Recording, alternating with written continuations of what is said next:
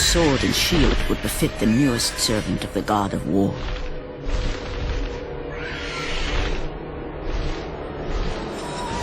The blades of chaos, forged in the foulest depths of Hades.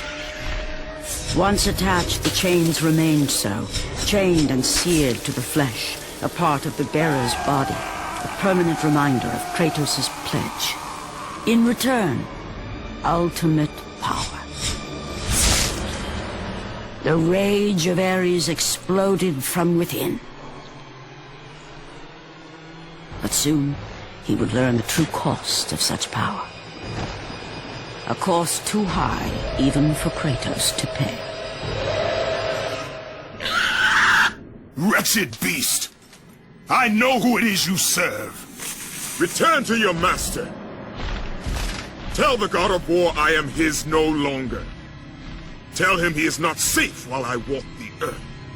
I will find Pandora's box. And I will use it to see him tremble and fall before me. The path before Kratos was clear, but still, the memories came rushing back, as familiar and permanent as the blades chained to his wrists. Memories of what he'd done in the name of Ares. Memories of how he'd become a servant to the god of war. A beast, his humanity robbed, and replaced only with the will to murder. No one was safe. Entire armies fell before Kratos, and the soldiers who followed him on his unending path of conquest, all in the name of his master. Those who offered resistance of any kind were dealt with quickly. They've built this temple to offer prayers to Athena! This entire village stands as an affront to Lord Ares! Burn this village! Burn it to the ground! Emboldened by the god of war, Kratos' army was ruthless, feared throughout the world for their brutality. All that mattered was conquest in the name of Kratos, their great leader, who had become near invincible. He feared nothing. But there was something about this temple, something forbidden. All his instincts told him he should never cross its threshold. Never step inside. Beware, Kratos. The dangers in the temple are greater than you know. But the village oracle's warning fell on deaf ears. His ambition would not be denied. All who opposed him would die.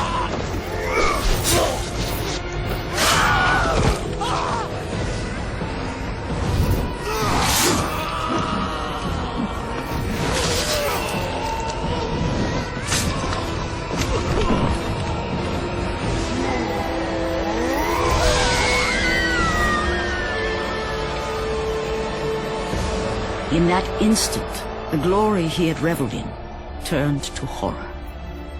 The image of his two final victims would stay with him for all his days.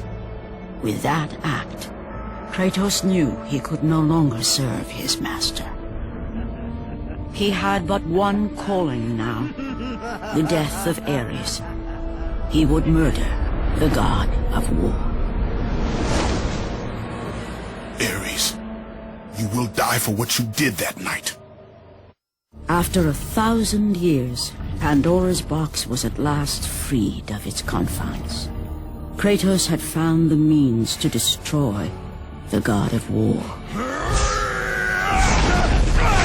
Far away in Athens, Ares knew Kratos had succeeded in his quest.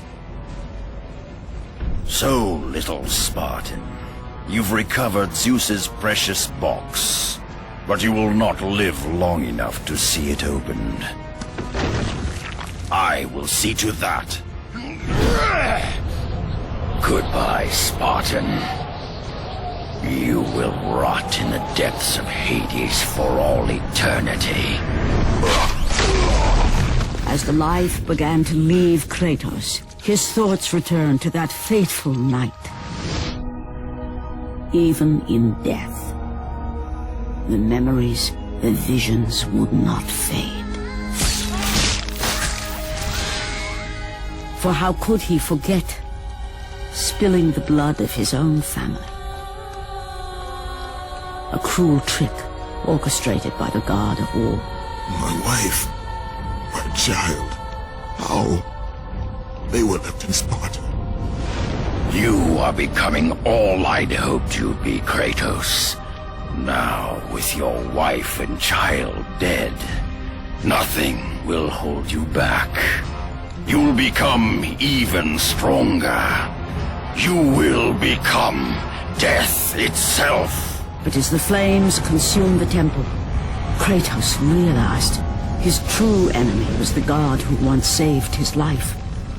The same god who had now taken everything from him. Ares!